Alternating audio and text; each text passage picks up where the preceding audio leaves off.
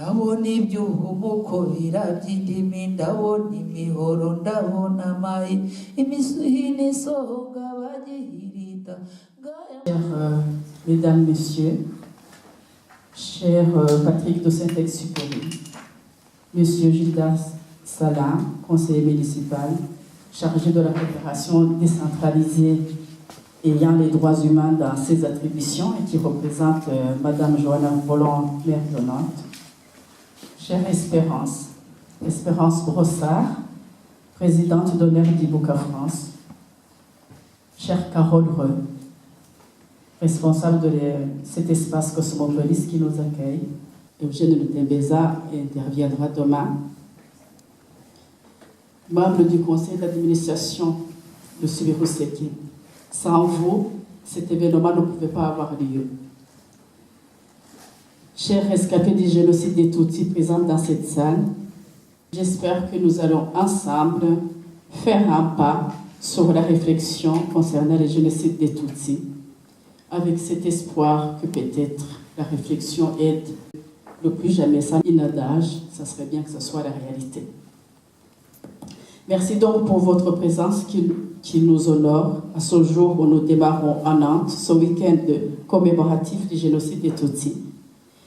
Juger le crime de génocide, c'est donner un avertissement fort à tous qui sont toujours tentés de détruire l'autre pour sa différence, pour des raisons ethniques, raciales ou pour des raisons religieuses.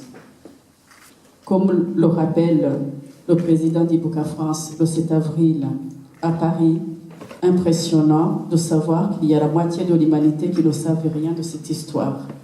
Et c'est notre rôle, nous les adultes, d'informer. Parce qu'on peut penser que c'est en formant ces jeunes que peut-être les choses peuvent changer. Parce que c'est dans eux que nous plaçons notre espoir. Cet espoir de ne plus jamais ça, pour que ça puisse jamais advenir. Mais pour cela, il nous faut les aider à comprendre les mécanismes qui mènent à un génocide. Il nous faut faire le travail de la justice pour ne pas leur laisser l'impunité en héritage. Je vais vous laisser voir le film après que nous ayons eu l'aumône du représentant de la mairie de Nantes. Je vous remercie.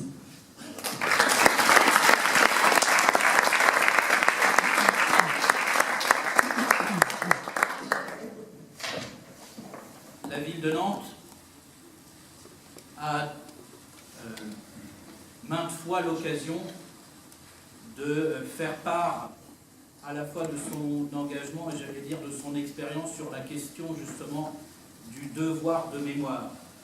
Aujourd'hui même, on n'évoque plus la question du devoir de mémoire, mais bien du droit à la mémoire, qui est aujourd'hui un des droits humains reconnus comme l'un des droits fondamentaux.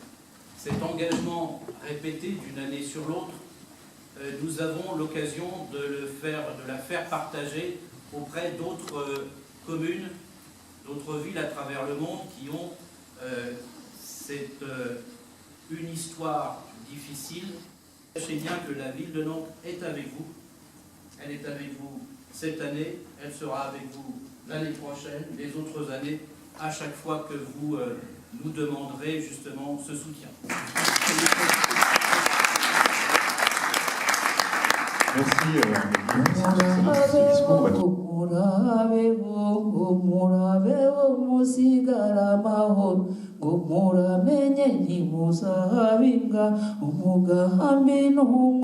table ronde donc s'inscrit autour de deux lignes principales, deux grandes questions. La première est comment peut-on informer le public qui est permettre de prévenir les risques du génocide. Et la seconde question, c'est autour de l'actualité de la Convention de 1948 et la prévention qui s'inscrit donc pour la prévention et la répression des crimes de génocide. Pour évoquer ces questions, nous avons donc 3 invités avec Adam Adiek. Adam Adiek, bonjour, vous êtes conseiller spécial des Nations Unies pour la prévention du génocide depuis 2012, c'est ça, et auparavant vous étiez greffier au tribunal pénal international pour le Rwanda. Vous avez effectué, c'est ça, 3 mandats pour le tribunal pénal international pour le Rwanda. Et, Marcel Garanda, vous êtes historien, vous êtes président d'Ibuka France. Alors on a beaucoup entendu parler d'Ibuka France, évidemment, au cours de ces commémorations, et vous avez pris régulièrement la parole, notamment pour évoquer la question de la commission qui a été mise en place et qui a été annoncée en France, avec cette commission qui est composée de chercheurs. On aura l'occasion de parler ensemble. Et là, vous avez évoqué avec nous aujourd'hui la question des médias pendant le génocide et comment les médias ont participé à l'entraînement aussi des génocidaires. Et enfin, à vos côtés, Patrick de Saint-Exupéry, bonjour, vous êtes journaliste, directeur de la rédaction de 21, et vous avez été grand reporter au Figaro. Vous avez couvert les événements, bien sûr, du génocide. On connaît aussi votre travail d'auteur, d'écrivain, avec Lina Voig en 2004, qui a aussi été réédité en 2009. En 2014 aussi, l'édition de La Fantaisie des Dieux, c'est ça, aux côtés d'Hippolyte, dessinateur, qui sont d'ailleurs des ouvrages qui sont disponibles à l'entrée. Alors, chacun d'entre vous allez présenter ces exposés. Je vais tout de suite passer la parole à vous, Marcel, pour... Je vais commencer par remercier les organisateurs de cette rencontre qui se situe dans le cadre de la 25e commémoration.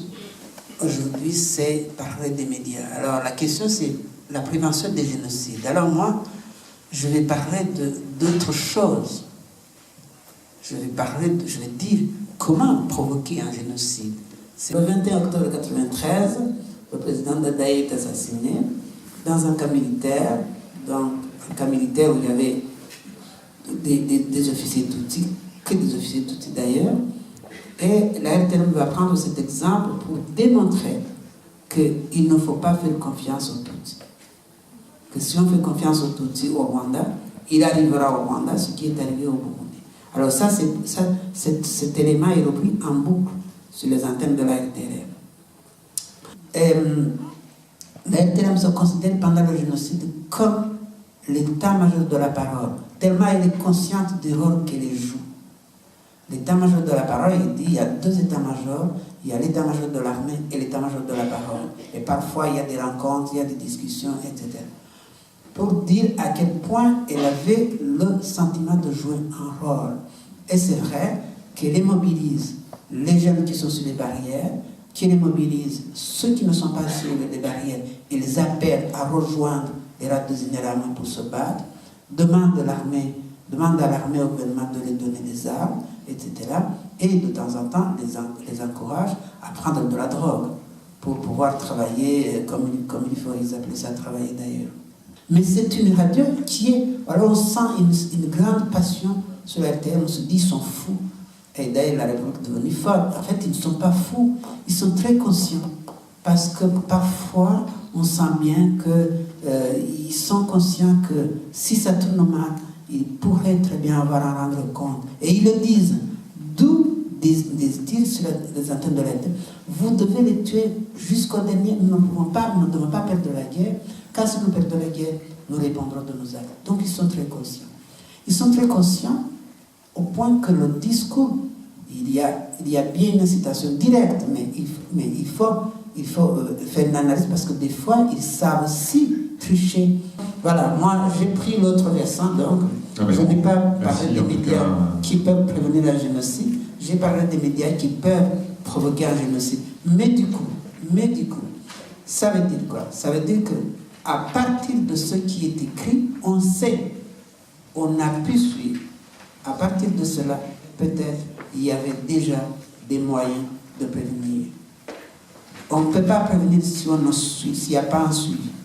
Donc il y a parmi les moyens de prévention, je ne sais pas ce que en dira monsieur le secrétaire général des Nations Unies, c'est quand même un exercice, un effort de veille sur ce qui se passe dans des pays, pas partout, mais dans des pays où on sent, où on sait qu'il y a des difficultés.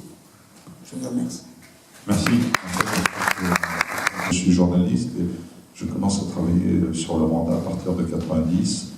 Je suis présent en 90, en 93, en 94 pendant le génocide. Dans les années suivantes, encore après, je suis témoin aussi au tribunal international. Mais la réalité de ce que fut ce génocide n'est pas là. Un génocide ne peut être qu'un crime d'État. Un crime commis par un État avec des moyens d'État. C'est une politique, oui, une politique, qui est sciemment construite dans le temps et mise en œuvre avec tous les moyens étatiques, les structures de force, les structures de financement, banque centrale et banque, les structures de l'administration, préfecture, municipalité, les structures de santé. Oui, c'est un État entier qui prépare et finalement se met au service du crime absolu. Juste un exemple. 1 million de morts en 100 jours, cela fait 10 000 morts en moyenne par jour. Cela fait beaucoup de corps ramassés chaque jour par les services de voirie. Beaucoup de fosses aussi à creuser à coups de bulldozer afin d'éviter les épidémies. Un crime commis par un État, donc.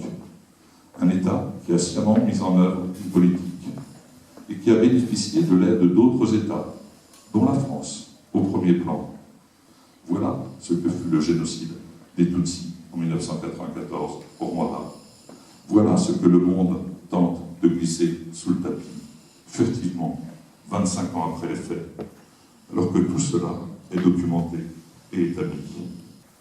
Et comment lui donner tort quand un quart de siècle après le génocide des Tutsis, dans un grand quotidien français, Tintin au Congo reste toujours d'actualité.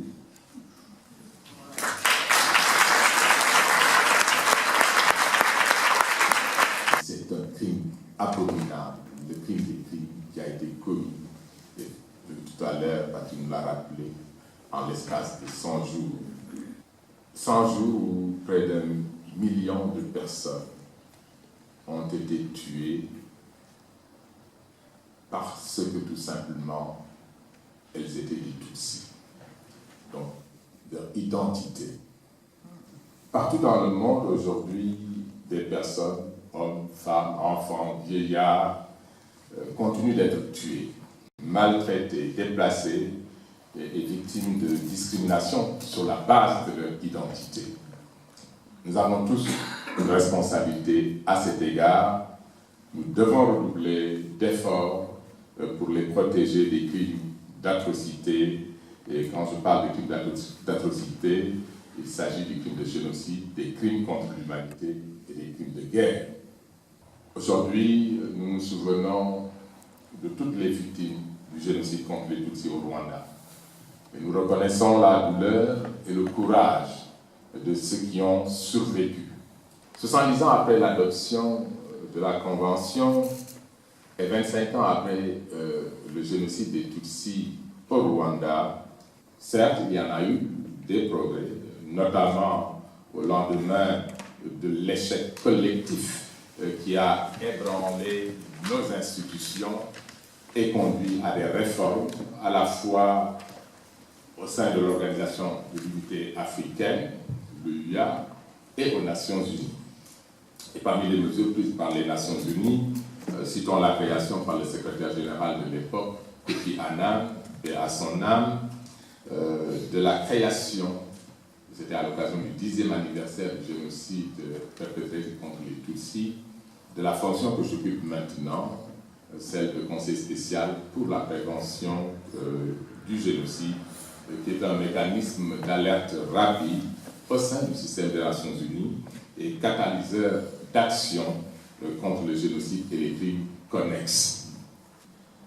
Donc, reste la prévention comme notre meilleur atout. Que devons-nous faire pour renforcer les efforts de prévention? Nous devons être préparés à de nouveaux défis et penser de manière créative. Nous devons trouver de nouveaux moyens de faire face à la montée de l'intolérance avec l'avènement de nouvelles formes de médias et de technologies. Et ces nouveaux outils offrent de nombreuses possibilités d'espoir pour la prévention du génocide et autres crimes internationaux, mais créent également de nouvelles préoccupations lorsqu'ils sont mal utilisés. Un seul monde, une seule humanité, et puis jamais les génocides, où que ce soit. Je vous remercie.